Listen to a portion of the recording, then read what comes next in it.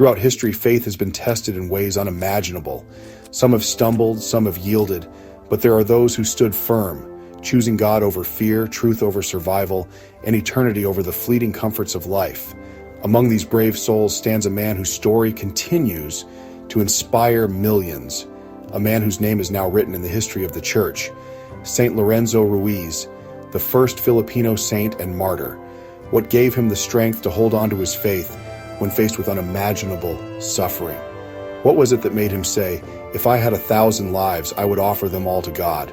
Join us as we dive into the inspiring and powerful story of Saint Lorenzo Ruiz, a story of courage, faith, and ultimate sacrifice. Our story begins in the early 1600s in Binondo, Manila, during the Spanish colonial era. Here, amidst the bustling trade between Chinese merchants and Filipino natives, a young boy named Lorenzo Ruiz was born. His father was Chinese, his mother was Filipino. Together, they raised him in the Catholic faith, teaching him the values of prayer, service, and devotion. From a young age, Lorenzo displayed remarkable intelligence and deep religious conviction. He served as an altar boy at the Binondo Church, assisting Dominican priests and learning to read and write in Spanish. His skill in calligraphy earned him a position as a church clerk, where he meticulously transcribed important documents. Yet, despite his close ties to the church, Lorenzo's life was not one of luxury or privilege. He was an ordinary man, a devoted husband, a loving father, and a hard-working layperson. He never sought fame, nor did he expect that one day he would become a saint, but God had greater plans for him. For years, Lorenzo lived a simple and honest life, but one day everything changed. He was wrongfully accused of a crime so serious that it threatened his very life. Though historical accounts differ on what exactly he was accused of, some say he was charged with murder. Fearing that the Spanish authorities would sentence him to death, Lorenzo sought refuge with Dominican missionaries, preparing for a journey to Okinawa, Japan. Without knowing what lay ahead, he boarded the ship, leaving behind his wife, his children, and the only life he had ever known. What he did not realize was that he was sailing straight into the heart of one of the most brutal persecutions in history.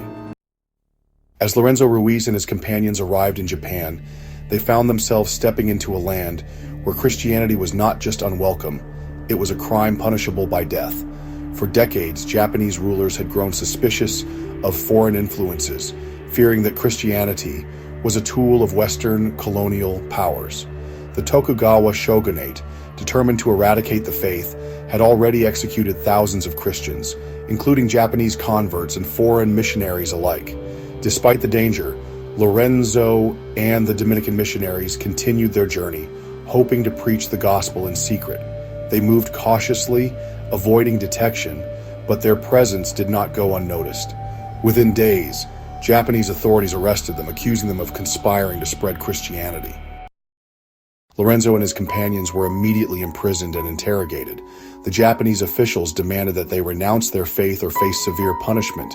They were warned that if they refused, they would endure horrific torture, methods designed to break even the strongest souls. At this point, many would have chosen survival.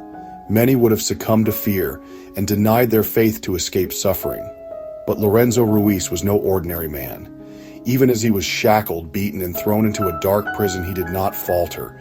He had left the Philippines as a fugitive, but now he had found his true calling, not as an escapee, but as a witness to Christ's love and truth. Lorenzo and his fellow captives were held in miserable conditions, locked away in cold, damp cells with barely enough food to survive. For months they were interrogated, each session more brutal than the last. The Japanese authorities saw them as threats, but what they feared most was their unbreakable faith. When the prisoners refused to deny Christ, the shogunate ordered the most excruciating form of torture imaginable. The Japanese executioners were experts in breaking the human spirit. Over centuries, they had perfected methods of torture so agonizing that few could withstand them. Their goal was simple: make these Christians reject their faith or die in unspeakable suffering. One by one, Lorenzo and his companions were subjected to the water torture. The executioners forced gallons of water into their stomachs until they were bloated and in unbearable pain. Then, without mercy, they pressed large wooden planks onto their swollen bodies, forcing the water back up in a violent suffocating purge. This process was repeated over and over, each time bringing them to the brink of death. But Lorenzo did not break. He endured, whispering prayers even in his agony. Realizing that he would not surrender so easily, the executioners escalated their cruelty. Lorenzo and the remaining prisoners were taken to the infamous tsurushi execution grounds. The tsurushi, or hanging in agony method, was reserved for the most hardened Christians, those who refused to renounce their faith even after severe torture.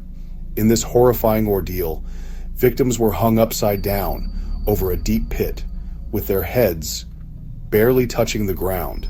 Their foreheads were cut open, allowing blood to slowly drip from their wounds, prolonging their suffering. To increase the pain, the executioners tied the victims' bodies in a way that made it impossible to struggle. Every movement only deepened their wounds, pushing them closer to unconsciousness. Some victims lasted only a few hours before dying from shock. Others endured for days. Even in this unthinkable torment, Lorenzo refused to renounce Christ. His last recorded words became a testament of ultimate faith. "I am a Christian, and this I profess until the hour of my death. If I had 1,000 lives, I would offer them all to God." On September 29th, 1637, after days of relentless suffering, Lorenzo Ruiz breathed his last breath. But in that moment, he did not die in defeat. He died a victorious martyr, his soul rising to meet the God he had so fearlessly defended. For over 300 years, the memory of Lorenzo Ruiz and his sacrifice remained etched in the hearts of Filipino Catholics. His story was passed down through generations, whispered in churches, honored in prayers, and remembered in times of persecution. In 1987, his legacy was finally recognized by the Universal Church. On October 18th, Pope John Paul II stood in St. Peter's Basilica, surrounded by Filipino devotees, and declared Lorenzo Ruiz a saint. For the people of the Philippines, this was more than just a historical moment. It was a spiritual triumph, a reminder that holiness is not reserved for priests and nuns alone, but for ordinary men and women who live and die for their faith. His legacy endures, inspiring Filipinos and Catholics around the world to stand firm in their faith no matter the cost. Lorenzo Ruiz became the first Filipino saint and martyr, but his story did not end there.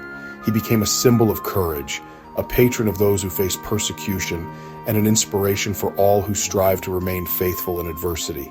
Today, his name is honored worldwide, his life celebrated each year on September 28th, as millions reflect on his unwavering faith and incredible sacrifice.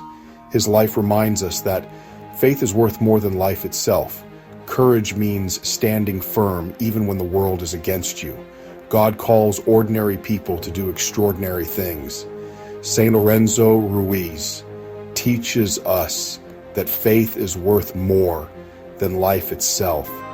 In moments of trial, he calls us to stand firm, to trust in God, and to never waver in our beliefs.